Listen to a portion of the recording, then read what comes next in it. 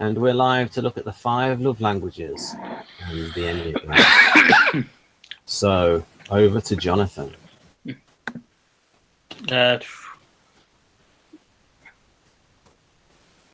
Sorry.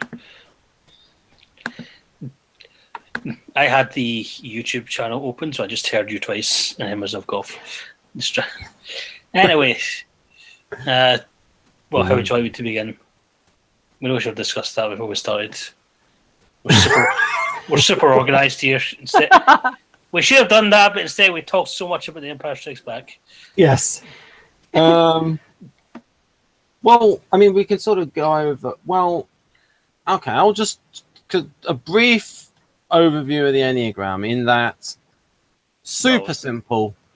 In that, I'll just say by that here. So these are the basic Enneagram, roughly, and then we'll get back to it. And so we're gonna look at these. Although if you don't know what the Enneagram is, A, you've not been watching the show, and B, that is not an Enneagram. That's just an illustration. Yes. An Enneagram is an actual symbol, and this is not it. Okay, fair enough. These are the 9 Enneagram type patterns, though. Correct. That's more accurate. Fair enough. And Jonathan is a 1. To be right is his thing. Yes, and the love languages, though, we haven't really talked about, so... This is new. Yes. I'm just gonna... So basically, it's 5 ways to express an experience of that everyone has. Everyone has all 5 of these, but you generally have an order preference. For some people, it's very easy to find out what their preferences are. For others, it's a bit trickier. But what we're going to do today is trying to just speculate how much they correlate with the Enneagram. So the first love language, as you can see, is words of affirmation. I am sick. That's by the by. Yeah. So words of affirmation is basically they like reassurance, they like as it says, encourage, affirm, appreciate, like being listened to, maybe text, whatever. I mean, this person wants someone to tell them that they're loved every so often, to send little messages, to listen to what they say, to not use negative language too much, or not use language that does not align with how they see themselves or what kind of support they're after. If that is the thing with the love languages, is if you have a partner who has a different language from you, there might be problems if you're both expressing love in different ways and you're both after certain expressions of love in different ways, because then you might think the other person doesn't love you and they may think you don't love them. And this can be romantic love, but it can also be with your family, with your friends, whatever it is. And you'll have a general love language and you'll have specific love languages for each of them. But a lot of it is about your partner's love language. So words of affirmation, because it's about reassurance, because it's about support, Enneagram-wise, there's, I would say, speculate this is to do with the 6 a lot. 6 often likes encouragement, the 6 wants support. 6 is very attentive to what someone is saying, what the possibility meanings are. But it also correlates strongly to the image types 2, 3, and 4. And that can give you an idea of what kind of words of affirmation they like. So the 2 wants to be told, the 2's image is that they're an altruistic person, that they're a benevolent person, that they're charitable, that they're kind, that they're generous. They want to be told that. They want you to acknowledge the nice things you do for them. They want you to recognize that and they are being nice, and that you're telling them. Well, Catherine says the image says want to be told 2 or 3 times a day that you can see their image and what they are. Sorry. The 3 is the image of success, so they want to be told that they're being successful, that they're doing well, they're being efficient. I'd be like, if they're at school and they're getting good grades, they want to know that they're getting good grades. They want to be. They want to be encouraged in their successes. They want to be told that they're winning. And the 4 wants to be told that they're special. 4 wants to be told they're unique. 4 wants the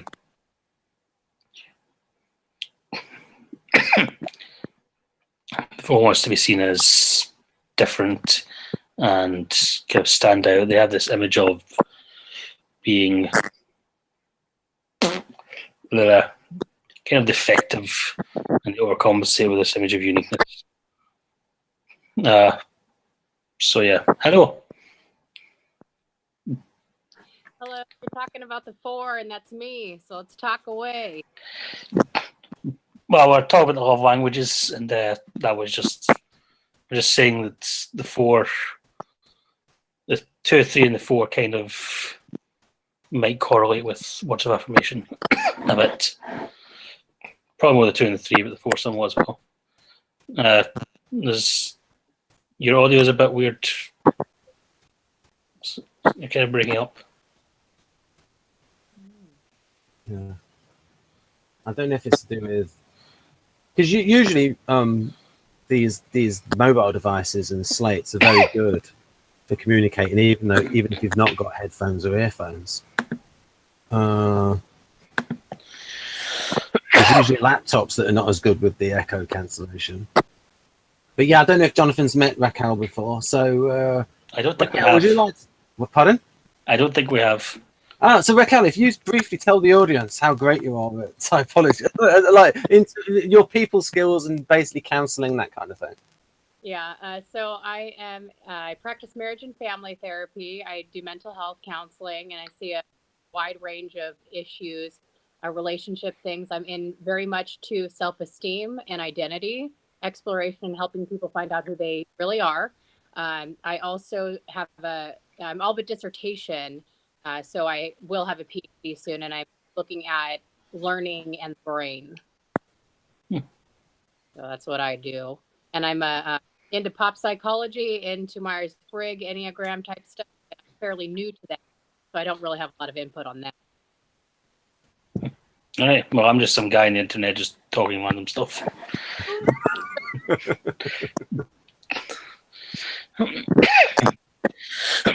I am totally unqualified, but nonetheless. But you're working on that though, Jonathan, at least in an Enneagram sense. Yeah, baby steps. Expensive baby steps, but baby steps. Mm-hmm. Right. I'm sorry, Raquel. I think we have to mute you though because your audio keeps making noises. Okay, so yeah, what you could do, Raquel, is when you want to say something, if you switch your mic on, then it will not only will it be better on a technical level, but on an interaction level, it's like, oh, she wishes to speak. The floor will be given to you. Okay, perfect. I will mute myself now. Because that's the technique that we do with Maria. When she switches her microphone on and I shut up. Is she muted? Or Well, I can do it for her, but I don't. It's not going to be permanent. well, I think she's muted her device, not her Google Hangout. Oh, Wait.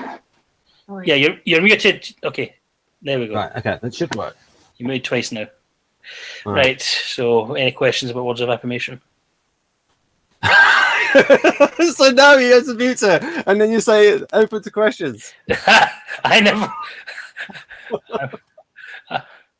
Okay, that. You're right. That doesn't make sense. But she probably has some fantastic comments. Well, perhaps, but she wasn't here. I was asking you and Shannon, really. Okay, I would. Okay, what I think about this, for me, what I would think about this is the NFs would love this words of affirmation, particularly INFP, and particularly 4s and 2s, Well, maybe 1s as well, and as you said, 6s. well, They all want words of different things, though, don't they? But that's in line with Enneagram. Actually, I would say a 1 does not like words of affirmation much. It's like they will like it in small doses, but because the 1 is their own authority and the 1 is kind of like independent minded, they'll find too much of that annoying, and they might not give it as much either. Because there's. But if it's from someone they respect, I still don't care. Well, even if the Pope, your Pope, Jonathan, well, if gave you it's words of it could be affirmation. Well, I suppose, but yeah, I mean, it's the point is it's in small doses for Yes. the one all this. It can also be a social instinct thing, like the social instinct kind of wants a degree of social affirmation. But yeah, I'm pretty most. I think I would expect the image types to have strong words of affirmation. Maybe not as the preferred of language, but definitely not their last. It would be unusual. So in order to put some meat on the bones, we could actually say, okay, what do you think an Enneagram 2 would like to hear? The words of affirmation. Thank you. That's what they like to hear. They appreciate it. That's a little bit like, that's a theme with Guardians as well. And I suppose with SFJs, they want to feel that their actions are appreciated. And this is one of the reasons why Guardians will complain so much about people and lack of respect for all of the things that they do. Well, that's in line with 6 as well. Like you say, the SGs have 6. Yep, six being a big, as Jonathan said, nearly all SJs have got a 6 in their tri-type. Yeah, true. The 3 will want to be told, well done. Congratulations, you've done well. This one, that it's not enough that they do well, they have to be acknowledged as doing well. They get anxious or nervous if people don't tell them they're doing well, because that's their identity. So that's usually the extroverted types, ESTJs, ESTPs, ENTJs, often.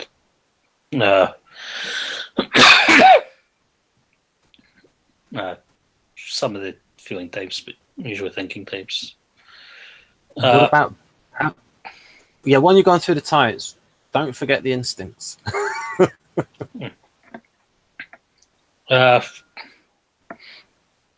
regardless of the instincts, the 3 will want that acknowledgement. Probably the social 3 will want it the most. Right. The sexuals will want it from their intimates, particularly, but social general, the self-pres will want it the least, but the self-pres 2 and the self-pres 3 and the self-pres 4, they will still want it from others because they're image types and that's how they view the world.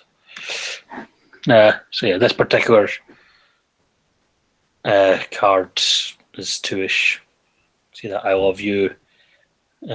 Here's why I love you. Encouraging your spouse to a great spouse is. Compliments. Yeah, avoid insults, avoid criticism. There's a quote from J. Michael Straczynski. He wrote it. He had it. It was in Babylon 5. If you never say what you mean, you can never mean what you say. Did he write that, or did one of his characters say that? Yeah, one of his characters. That's what I meant. One of his characters. It's kind of like quoting Shakespeare and saying Shakespeare said something that Hamlet actually said. That bugs me. Anyway, sidetrack. Well, he said it via his character. And apparently it's one of J. Michael Straczynski's favourite expressions, so probably wasn't saying it outside the script. We're annoying Shannon now. All right. So yes, I think that's pretty self-explanatory. Yeah, I'll just explain that for Raquel because Shannon, ISFP, NE break, I have to tone down the NE. So just a bit of a functional in joke there. I don't think Raquel understands that either, so let's just move on. So what's the next one? Do you want the next love style? Yes, unless there's any questions or whatever. Right, there might be a little bit more on this. I don't know because I don't know if there's pretty much any extra information there. Actions don't always be words. In other words, I love you are important to you, and the reasons behind those not love were. Yeah, big one for 2 is there. Yeah. Right, so you want to go on to the next style? Yes. Right, so you got that. So the next one will be the one I've got physical touch. Yes. So I actually think this might be more to do with the body types, the 8, the 9, and the 1. I've kind of realised that my love language is this is quite high in my love languages. Wait a minute. We can. So we've done the words of affirmation. Have you got anything to ask Raquel about the words of affirmation? How much does she know about the love languages? There you're on. You're on, Raquel. Well, no, she's. I do know a significant amount about the love languages. This is that I do give to my clients because I'm a relationship counselor. We talk about the different types of languages and how sometimes we will not recognize our partner to connect with us because it's in a different language than ours. I spend a lot of time dissecting what quality time really means because that's personally my love language, so I know it the best. I can see where childhood plays a significant role in the development of a particular love language and how we also recognize the way that other people receive it or we receive it ourselves. And I do focus on that aspect of it, of what kind of love did you see from your parents and how does that influence the current express. But that's just like with any personality or any inventory, how much it shape you for this particular topic or this particular way of life. Love languages have been incredibly helpful in me understanding where I'm coming from.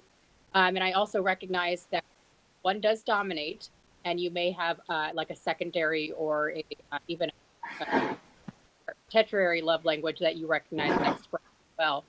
But when you were talking about the words of affirmation, which kind of rang true to me, I necessarily don't care if somebody tells me I'm doing a good job, but what really means to me is that I've never met anyone like you, right? And so that's a particular word of, a word of affirmation. It also kind of goes into the quality time because in order to know these things about me, you have to spend that quality time. So it was interesting to hear, the phrases that people typically like and then applying to the situation. Yeah, because the general self-image words for NFs, you've got, according to Kurz, you've got authentic, benevolent, and empathic, and a big thing being identity. So that one there for you, when you said never met anybody like you before, that's a good thing to say to the fours or people with the 4 win. Mm. Yeah, the 4. Yeah, we never talked about the 4 enough. 4 was want to be told they're deep, that they're unique, that they're special. Saying I never see someone like you, that could be quite 4ish. That go into that. If you said that to an SJ, they might not take that the right way. Yeah. What else? So yeah, physical touch. The physical touch. As it says, is like cuddling, holding hands, kissing, intimacy. Touch them as you walk by, playing with their hair, doing massages, goes on the couch, reassuring touch, all that physical stuff that you can definitely see in the gut types. The 1 all have that aspect of them. The things to avoid, the neglect and the abuse of any kind, that actually is interesting from the point of view of an 8, because many 8s will report having a bad childhood or a rough childhood. They had to grow up, they had to learn to be tough to survive. They had to learn to go on their own. That's not always true. Sometimes, if you go further into the history of the 8, they were always kind of 8ish, but their memories of having their power ignored or taken away from them, or being mistreated, those will stick with them. And that can affect, again, their love language. This is also about who you physically touch. It's not like you let anyone just touch you. It can be like you do want touch, but you want it with very specific people in your life. Again, that'll depends on instinct. But yeah, primarily I would expect this to be a gut type thing. Because the gut types are all about the body and the sense of physical self, and that sort of thing. This might be a good place to have Shannon come in, because you said that you are. Does this? So Shannon, because you've talked about dancing and artisan kind of stuff. Is this one true of you, or any general thoughts on this? Language? Yeah, physical touch is right up there for me. I'm probably acts of service and then physical touch, and then words of affirmation. I think as a 6, I definitely have to have the words of affirmation every once in a while. But if I never get them, I really start to, like, my self-preservation, social instincts start to kick in, and I kind of worry about what are people thinking. So yeah, that's where I'm at. I'm more acts of service though. Like I think that I'm more acts of service because I tend to find myself doing that for others. So I think that's the primary lens that I look through, like, oh, what can I do for you? Okay. Even though Shannon doesn't have a 2 in her tri-type, it's still considering. Well, we'll get to that. I have thoughts on that next one. Jonathan, if you have more to say about this section, then I can bring Raquel in for her thoughts on this language. Well, I don't know if you have anything else to say. No, not yet. So Right then, so I will switch on Raquel. There you go, Raquel. So as he's talking, I'm sort of thinking to myself and laughing. Those individuals whose love language is quality time, in reality, we like it all and we want it all. Quality time very much does even encompass physical touch, although it's less important to sit in the arms of my other, but more so just be close in proximity. And I think more so about it's more about emotional closeness than physical closeness. I also have spoke about physical touch in my classes. I run domestic violence classes, and we've talked about exactly what you were talking about, Jonathan, about certain people able to touch you, because individuals who have experienced abuse throughout their life may value quality touch, but they stay away from it, they run away from it because of the fear associated with being physically close to. So I'd have to agree with what you say, that it's not, but people that we love and that we feel comfortable with as well. Raquel, would good therapy for them, those people, would be to have them with animals, because then they're touching animals. And to re-encode that touching modality as something that's not negative. Yes, Yeah. yes. I like touching animals. I was just going to ask Maria, and then she popped off again. I thought I had some things to say about. I think she may be having difficulties because she keeps popping in and out. Yeah, because that's the same with Jeff in Texas. I think for some reason, people in Texas, when there's bad weather around, it affects their internet. Maybe because depending on where they are, the way they get their internet may be wireless, or I don't know. in terms of I don't know how much cabling exists, because you'd think, why would it affect a cabling situation anyway? Speculation. It's just the thing that happens with in Texas when they have thundery weather. It affects their internet, or at least Maria and Jeff. I was thinking about this. So here's a way to speculate about this. So Jonathan, you are well aware of the differences between extroverted sensing and introverted sensing. Yes. Do you think there's a variation with this? Because I've seen in, say, the SLI profile, it has things like, oh, they don't like people touching them and things like that, because they're all very like delicate on the inside. And I wonder if you've noticed that with, say, SI DOMs, or there's a difference there. Because you know what socionics would say, that extroverted sensing is more rough and ready, and introverted sensing is more tender. I'm not sure. I haven't really thought about that much. Interesting thoughts. I mean, SI is really more your internal senses. It's not quite the same as touch, is it? I mean, there's an overlap.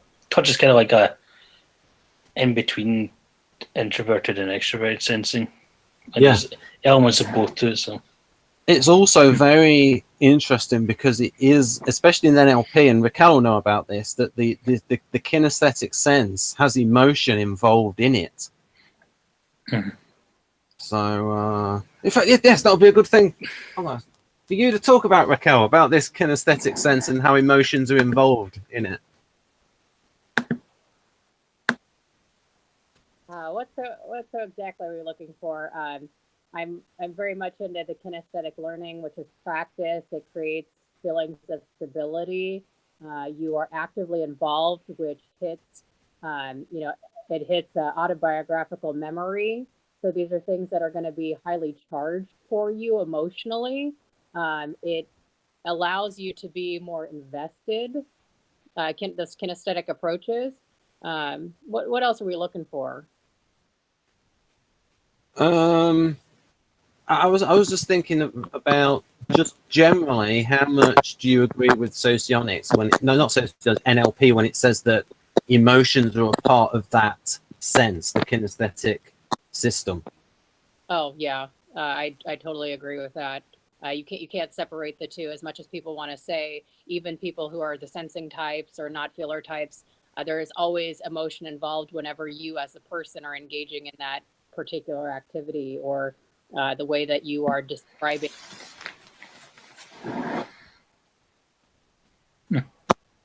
So, for instance, I just think so. In the song, I'll just sound different. In the song, what is it? Chain Reaction, written by the Bee Gees. There's a certain line. I just think you can get a lot of emotion with the kinesthetic sense. Like there's one. What was it? Arms will cover you, lips will smother you. You can get a lot of emotion through that kinesthetic sense. So I think that's a powerful sense to use in songwriting, especially if you're writing a romantic song. Right. Active engagement. Wait a minute. You are back on. Go on, Raquel. It's all the kinesthetic is about engagement, and whenever you immerse yourself in an activity, you are also employing some sort of feeling with that. Actually, go on, Jonathan. No, you first. Yeah, I was just going to say, from a reductionist functional bucket point of view, ENFJ is stimulated by extroverted sensing, and so there's a loop that goes extroverted sensing, it's a feeling. So there can be that involvement there with. There is a sense that ENFJs get stimulated by extroverted sensing. The way Victor sees it is that ENFJs can get stimulated by force, which is related to an injustice, and then will help them. Well, that's very 8ish often. Well, usually ENFJs.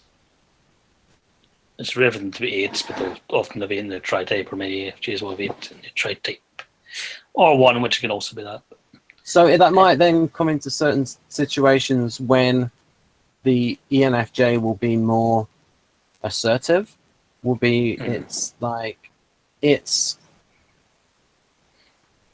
theoretically ENFJ is a right spinning type, and they're stimulated by power sensing of resistance. So if they see some negative force that's going on and they want to resist it, and it's like I said, it's like causes and maybe just or helping somebody because they are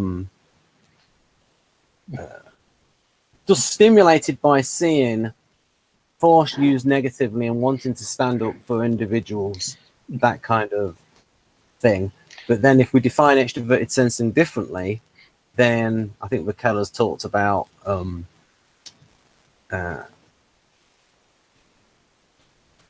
having the material side, I suppose.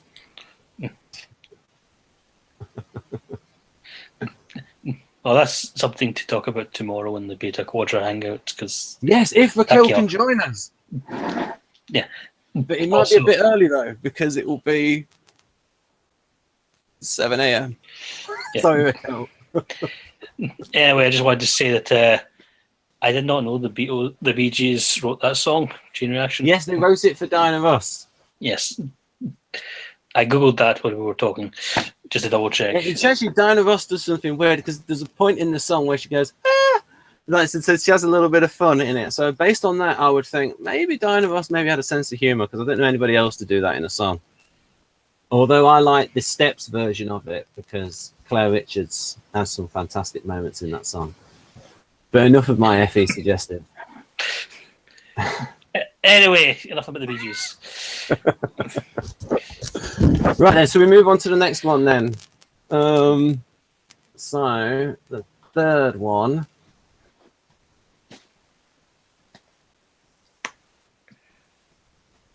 There you go. Receiving gifts.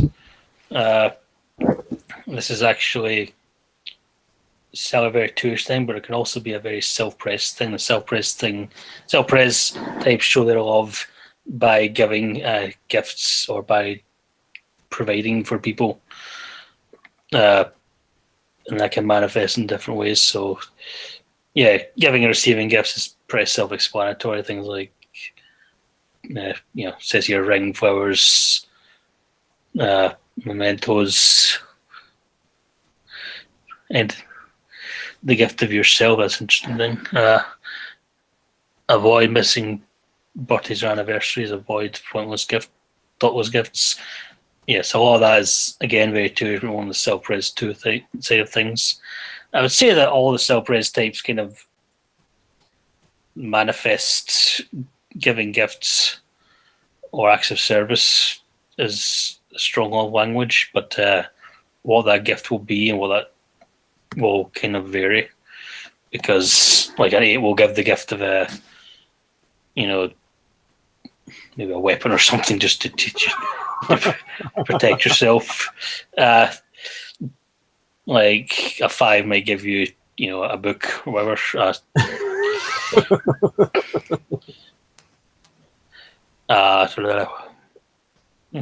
7 will give you a poem. Sorry, a 4 will give you a poem. A 3 will give you a trophy they want. So on. Yeah. So just going back to what I said there about ENFJs, I didn't explain it very well. I had an articulacy failure. So this is an idea that Victor has for how ENFJ is stimulated by SE. This kind of description is a bit weird because I think it kind of overlaps with acts of service, like things like gestures, because I would say that gestures can be a bit more of a service or a crew, going on a trip, that sort of thing. The gift of yourself sounds like quality time. That's just a weird description. It's like it's not. Yeah. So this is a slight digression. If you click on the square that has to do with the graphic from the ENFJ, that was just some of the things with extroverted sensor there. Can't stand coercion or rough treatment, both of himself and his allies. Takes action to protest against any violence or oppression. has a rebel personality. Vengeance and righting the wrongs often propel his social activity. Cruel actions arouse outbursts of indignation in him. And then that's Maria's addition in italics. Yeah. So that's not relevant at the moment, but it was relevant earlier on. So now we're back on track. Yeah, so yeah, Catherine does talk about how the self-pres type said, as I said, show love by providing and making sure they're provided for, and that can even be things like if you're a self-pres type, you go out of your way to have a good job, and you might go out of your way to have a good job and have financial success in order to provide for your family, provide for your loved ones to make sure they're looked after. So that can be an example of gifts in a way. Let's put this up. It's kind of like a fuzzy line between gifts and acts of service. Yeah, I would say this particular version seems more two-ish in general, as self-pres 2 specifically. As it's kind of funny how the love languages keep bringing up 2. It's second. Well, I mean, the 2 is very much into. The 2 is the most loving of all that. I wouldn't be surprised if Gary Chapman's a 2 actually, just from the very fact that he made this. Let's put the iceberg on, because Jonathan likes the icebergs more than the double share screening.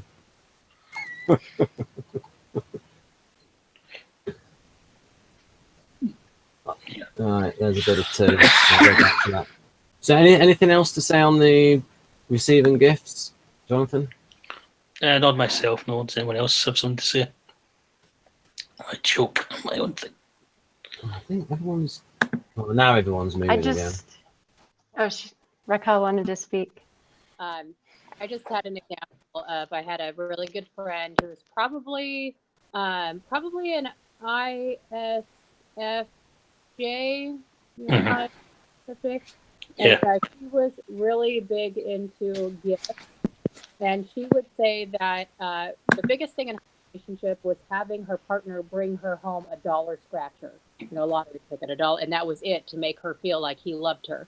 And because the message that she was picking up from this gift was that he was thinking about me while he was out, and so it was more so that the gift was somehow symbolic of his feelings for her and the time that he spent thinking about her, and he didn't have to relay that verbally to her and got her a gift. Oh yeah, I broke my mum's heart recently because she's an ISFJ and she was on holiday recently, and she always makes sure to buy something, even if it was just something unimportant or whatever, to bring back, and I didn't want her gift because it was just like a biscuit and a little tray that I didn't really need. She kind of knew I didn't necessarily need it, but she wanted to buy me something anyway. So yeah, I had to stand firm there. But yeah, she still owes me. I hope.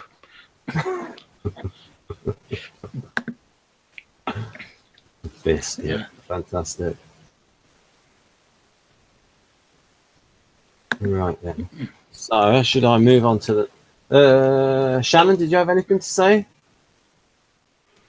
I was just thinking that gifts is probably the last one for me. I struggle with being partnered with somebody who that's their primary love language.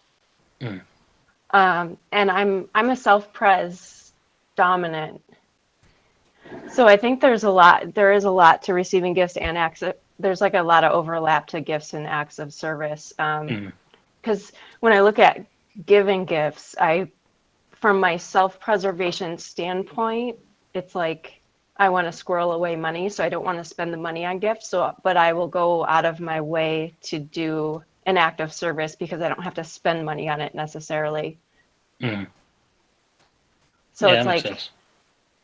The gifts doesn't always have to be self-preservation, but that's how I look at it. Yeah. It's almost like how the primary types, the 3, 6, and 9, are paradoxes because they're kind of different from the other two of the centre. So I think the self-pres 2 and the self-pres 4, they'll be quite concerned with giving meaningful gifts and special gifts and stuff and providing for people, whereas the self-pres 3, kind of more paradoxical, they'll be more concerned with, service and finance and making sure that people are provided for financially, but by comparison. Just a random thought popped in my head. Yeah. Someone in the chat has asked, memories are extroverted intuition, are they not? No. I don't know where that came from. I think he might be thinking of the associative nature of memories. And well, I see it as it's working together. It's like, how do you make the particular links between particular memories? Yeah. So you can have an ISFP resembler who's got a load of memories, but then maybe the memories don't connect up to other ones, and they have that chain of associations, the way that, say, SJs do. So that would be interesting to see, because Kersey would talk about, he said the speech of SJs is associative, and it would usually be something on a physical level that would remind them of something else. And so I call that the SJNE, where it's associative, it tangents, but it's tangenting on the level of reality rather than the level of ideas. Yeah. So yeah. Anything else about gift giving? I'll move on to quality time. And whenever you mention a certain Enneagram, I'll try and show it on the other share screen. There's something really weird in my throat, so I feel like I'm choking or suffocating, or both. If I die on this video channel, Jonathan, would it help if you have a big cough for about 10 seconds? Okay.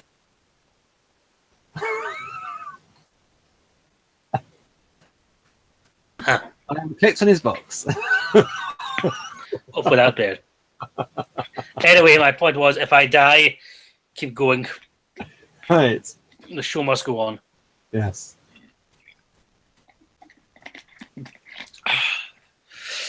Right. Oh, this is the one that. Yeah. So you talk about this, Jonathan. Then Raquel can come on this one because I think she said this was the one which is most important. I can't see. I can only see self-preservation. Oh, it depends which one you select. If you click on the other one, you should see quality time. Okay. But does the audience see that, or does the audience see self-preservation? Yeah, because the audience sees the square I'm clicked on, and I'm clicked on the quality time one. Okay. So yeah, quality time. Spending time together while being present and giving your full undivided attention. Turning off the televisions and put the phones away and be present. My mother keeps wanting to do that. She doesn't like that when that happens. Like, easily distracted. Maybe an FE thing in some ways, but strange. Going for a walk throughout your day, meeting for lunch, taking a weekend trip away, spending time with the children, pre-planned, thoughtful date, family vacation, quality conversation, gardening together, walking out together, cooking together. This is such a kind of social instinct in a lot of ways, but it can also be kind of sexual instinct elements to it. I could see, well, I know for a fact that the 6 and the 7 hate being alone. They like spending time with people. They get anxious when they're by themselves. The 9 can feel kind of lost when they're by themselves because they like to be brought along by others.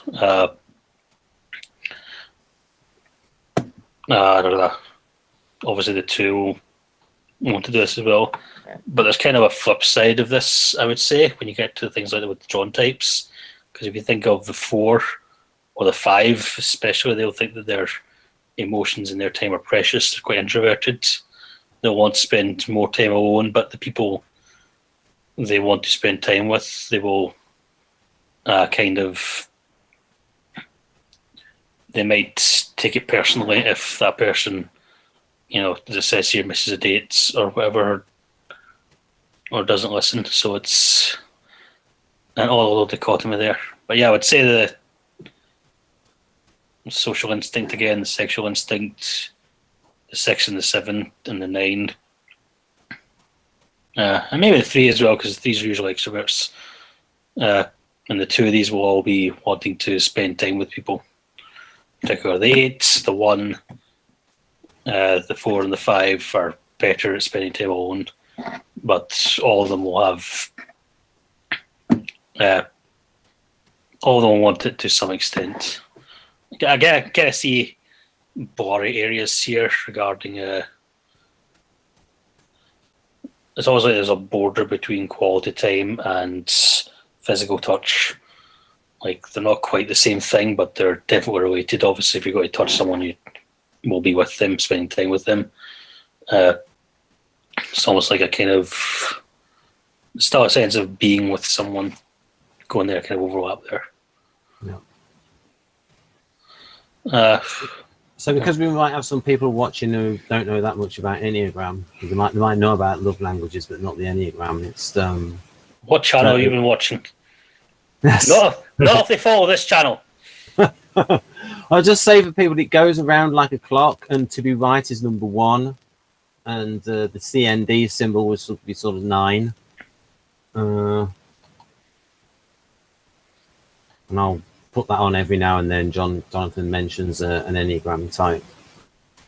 So to be competent is 5, to be secure is 6, to be happy is 7, to be strong is 8, to be appreciated is 3, 2, to be successful is 3. Have a champion cup with a star on it, you 3s. Right. I mean, that's simplistic, but sort of. Yeah, I know, but it's an audience that might love languages, but not know that much about Enneagram. Plus, it's easier looking at that than switching it for this. Oh, potentially social instinct, and then switch to this and switch to that. It's a little bit too much work, whereas this is easier. Okay. Right. Yes, Jonathan does have a frog in his throat. That's okay. No, someone wrote in the chat that. All right. Kill it.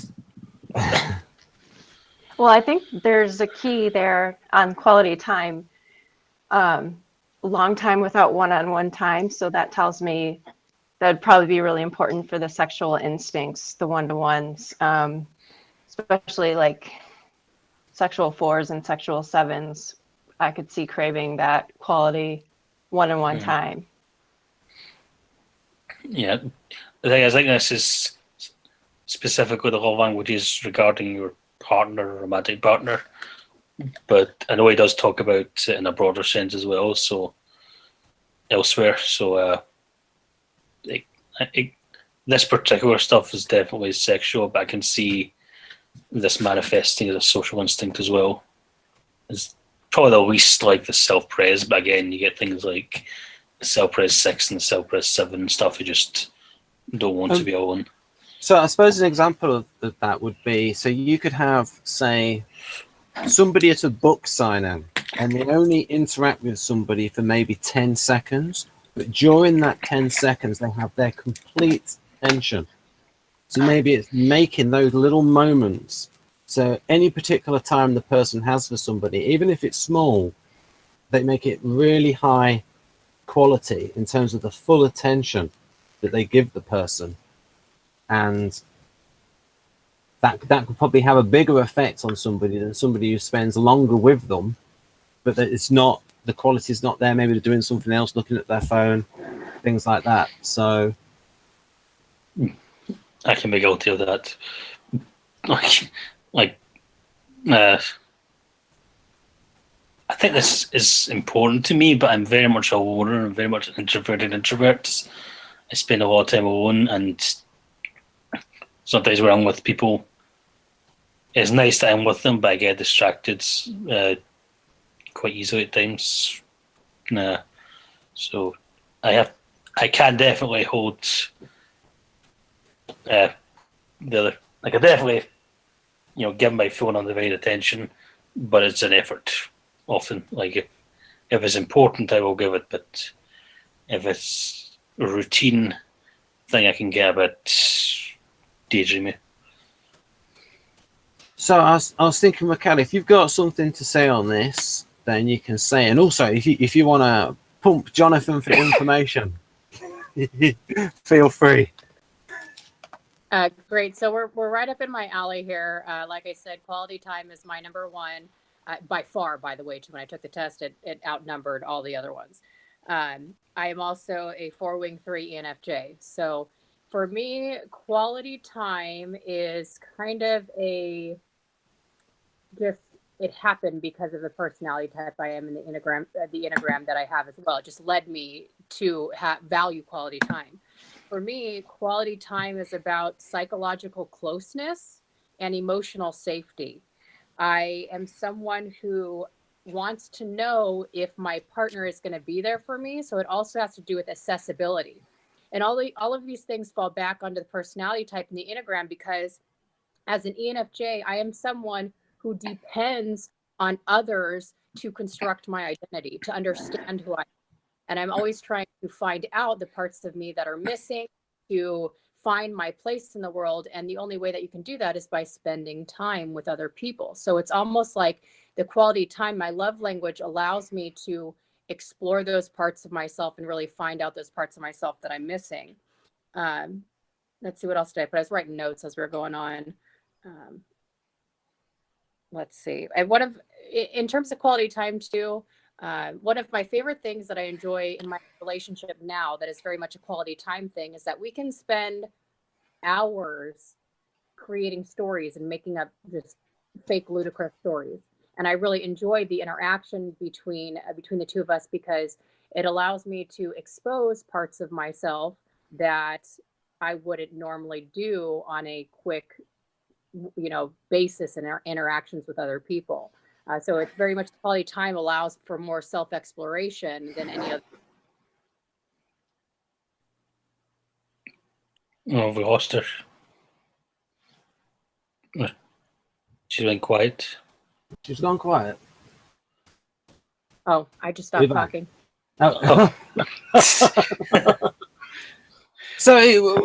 So Raquel, have you got any questions for Jonathan about issues relating to the 4 in this area? Because he is a fountain of Enneagram knowledge.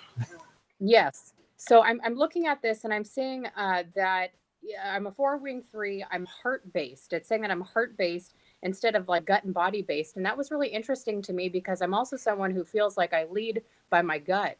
So I'm having kind of a hard time. Well, do you know about tri-type? I believe it's either a 2 or a 5. I'm not sure.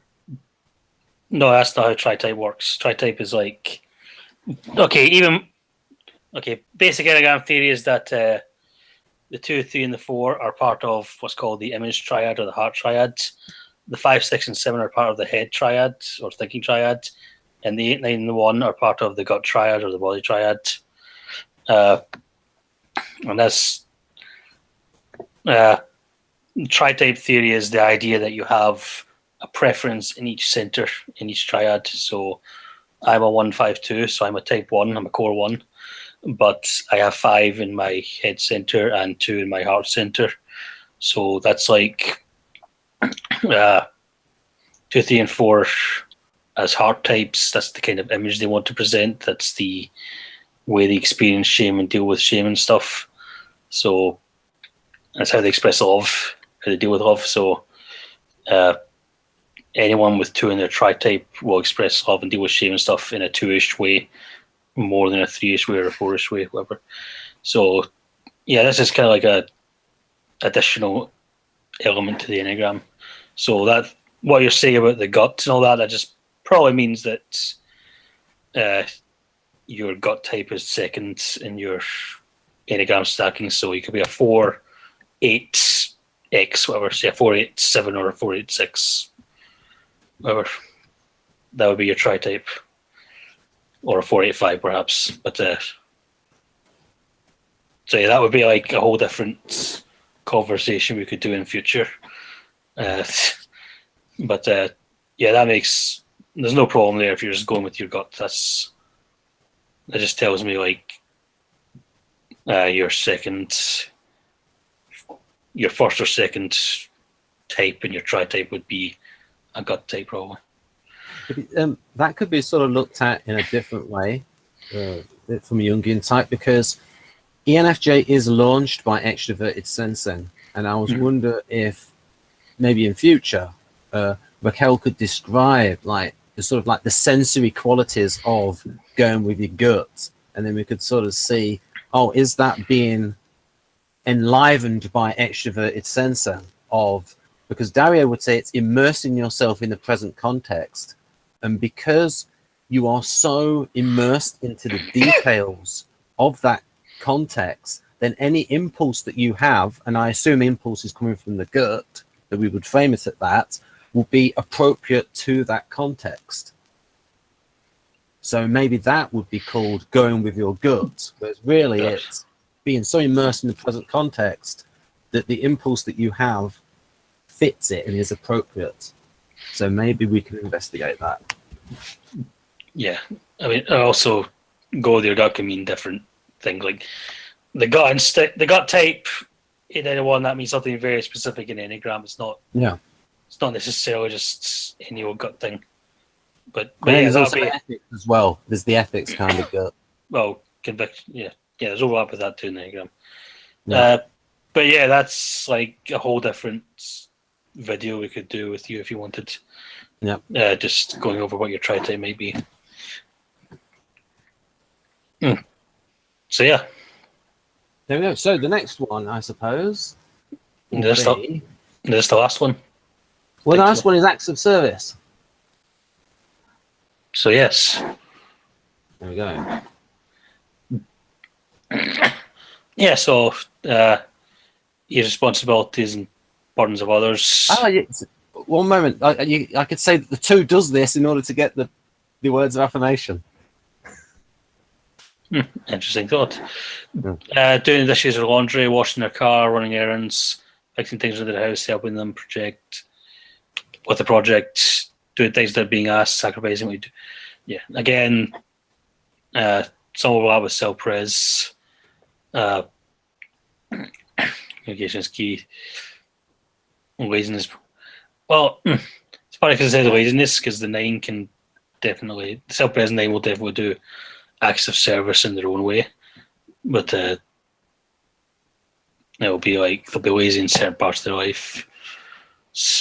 If I can definitely see the 9 being like this, because the 9's she's gone. Maybe it's on a mobile device. Usually when somebody's on, it can just go quickly. Yeah, so the 9 will be like, for the 9, yes means maybe, and maybe means no.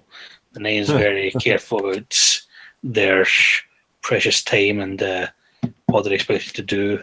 They'll go along to get along, and they expect that once they've got on with you, they'll be left alone to do their own thing.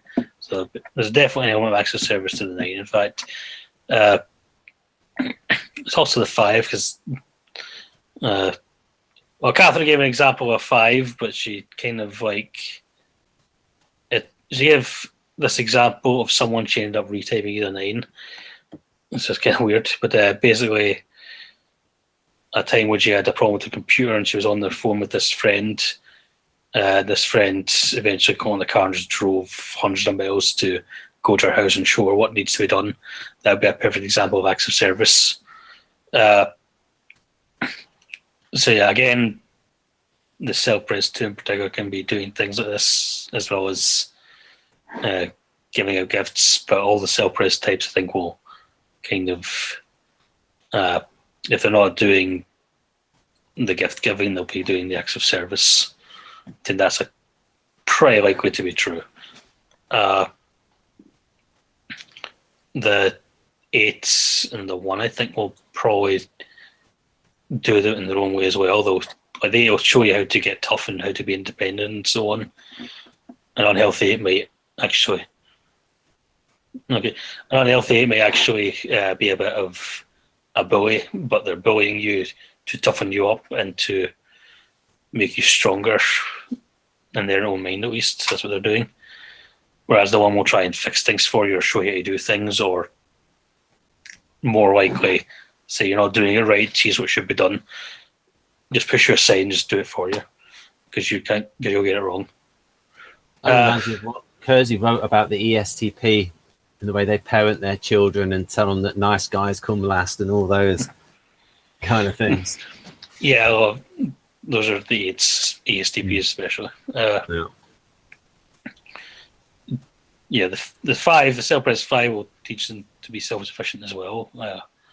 Like to minimize things and so on.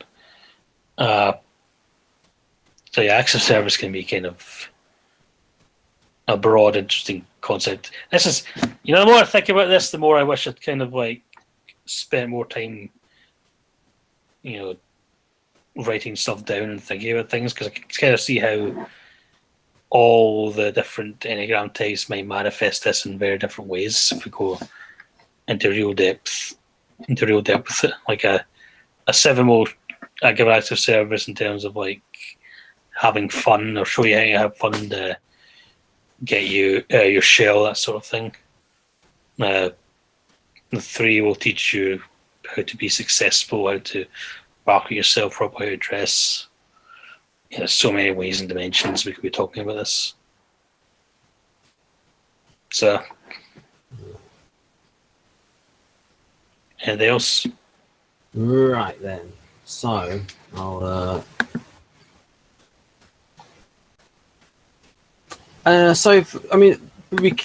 People can see though how it would vary. So, for example, words of affirmation.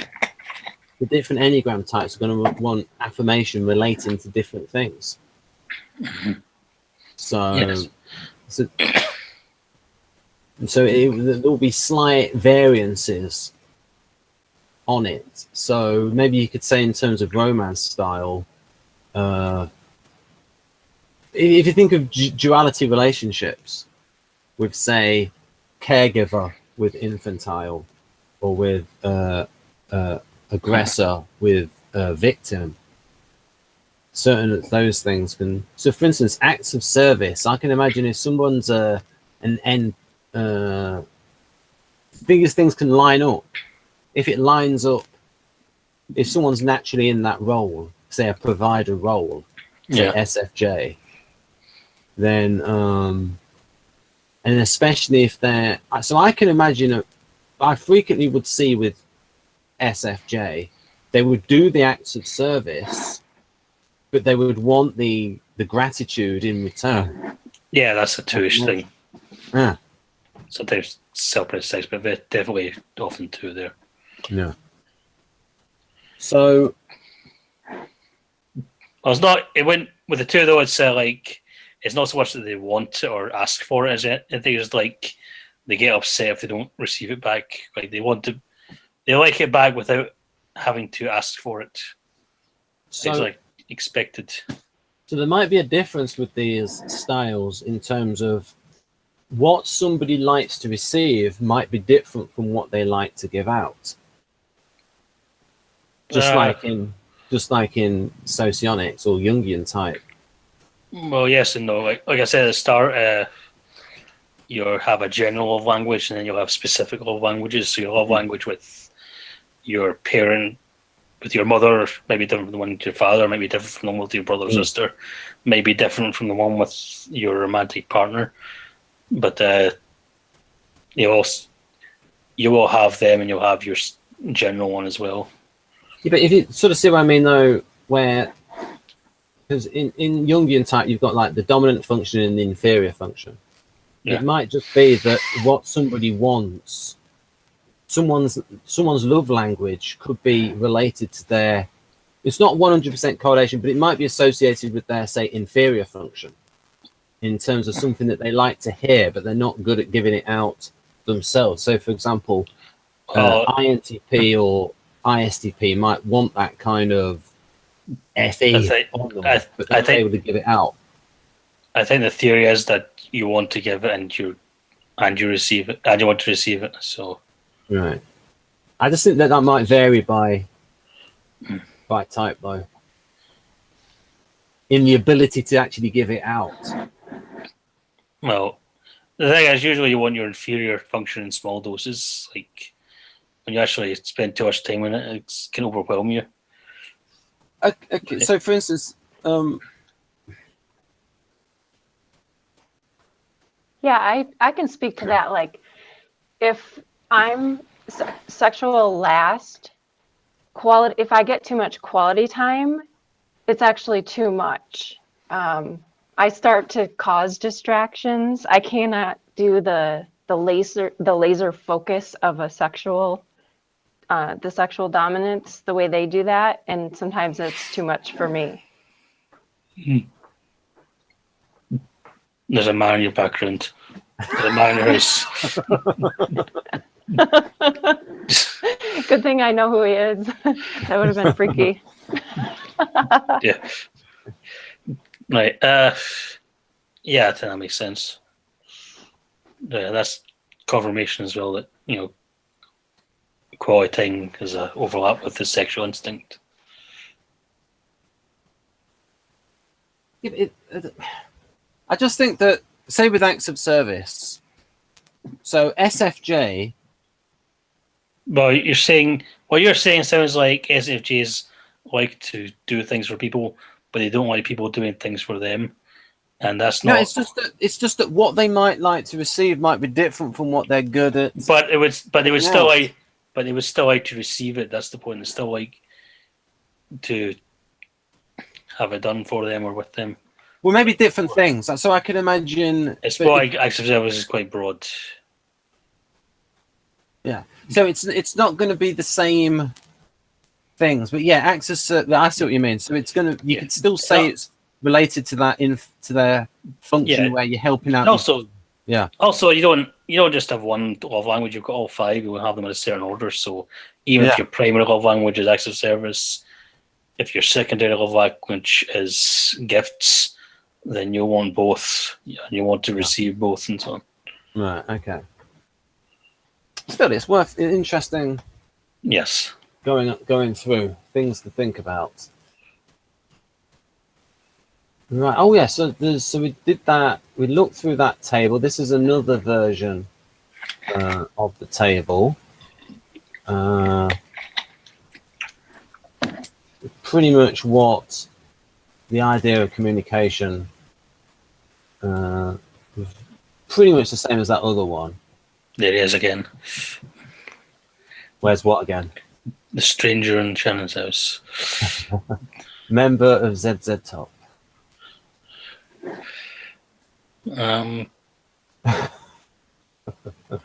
Right. Some of these words for people in case they want to read these things. There you go. Quality time. Is this graphic got this right? I'd say it's probably right, but simplistic. Like Right. Okay. So but here's some more simple stuff for you folks. I'll just move this up, and then you can. Then you've got an idea of somebody. It's the same thing as the other graphic. Well, yeah, I'm just being a completist. So this is. It's literally the same text as the other graphics. Oh right, so they just reformatted it. Okay, so this is the idea that somebody's sort of bastardizing it, I suppose, to apply it for marketing. They'll probably just take it from the same source, same book. Oh right, so yeah, maybe Gary Chapman has sort of like put a little bit of TE in there for other people to get interested. Yeah, rewards programs, things like that. Words of affirmation. Yeah, but people don't like flannel though. Some people are like, don't give them too much flannel. I've not said anything yet. I've not done it. How do you know I'm great?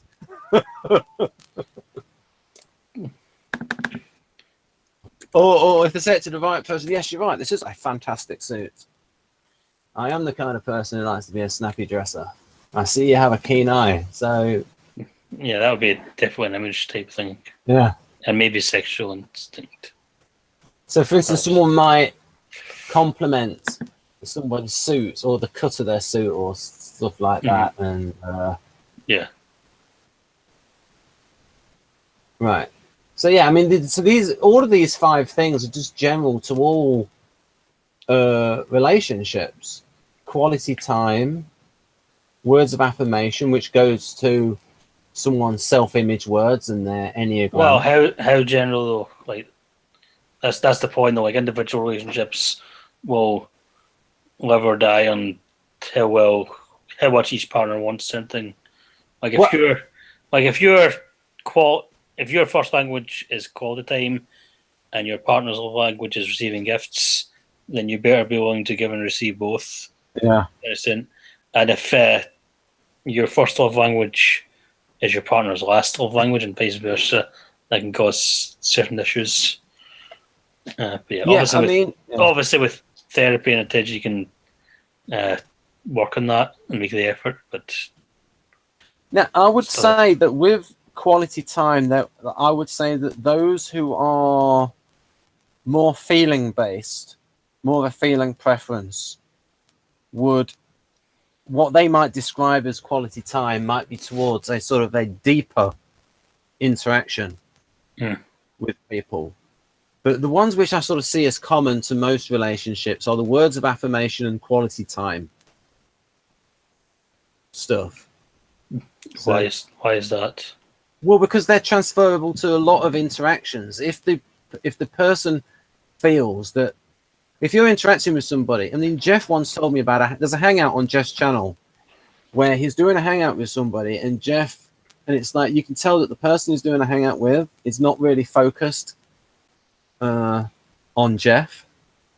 And so this idea of being present, the charisma of presence, it was in this book. I've not read it yet, but it was in a book called The Charisma Myth, about the different types of charisma. And one of the types of charisma is that of presence. And so if the person because people can make the connection between somebody who's really focused on somebody, and they can sort of change and sort of morph that into, this person really sees me. This person really has an insight into me, because they sort of equate the presence and the concentration with those things.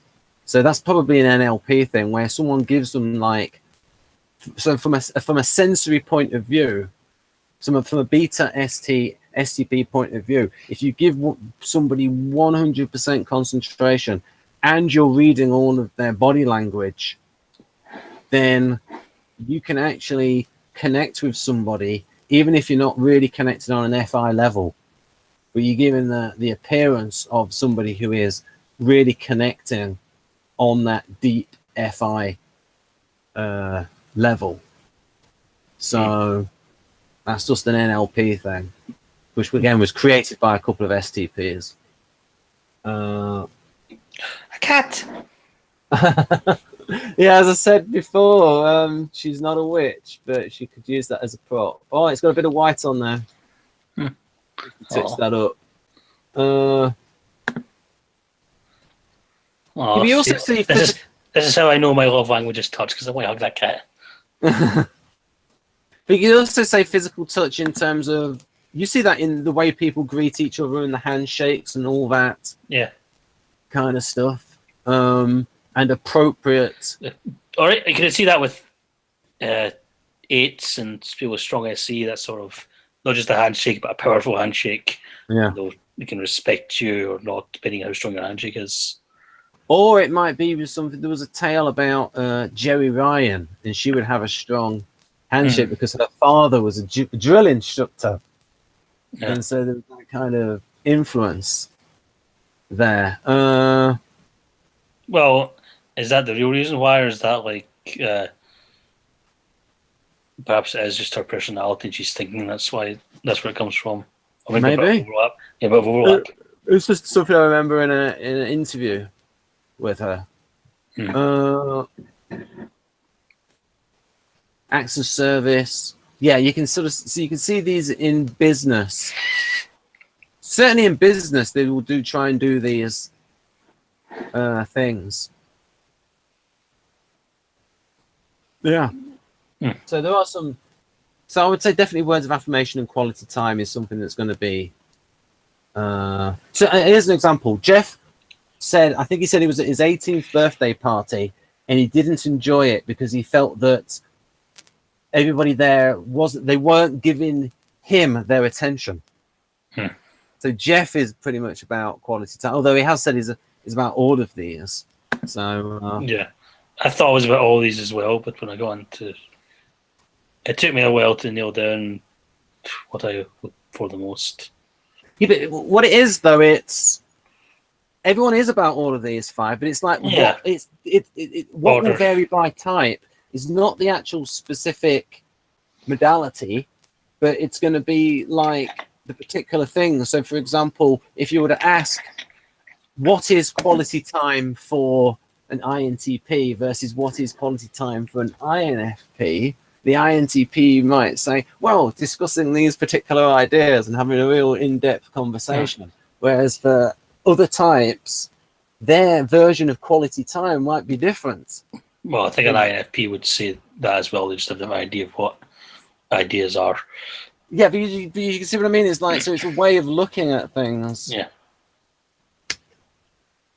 So you can so rather than so you can break each one down by type. Like I said, words of affirmation, the things to tell people of various types. All right. I've got a theory that the man in Shannon's video was actually turned into that cat. I bet we'll never ever see the man. I bet we'll never see the man and the cat in the same video. He's the perfect man. Cat man. You can. So then, Jonathan, do you think I should end the hangout now? Yes, I think so. Okay. Bye-bye, folks. Yeah.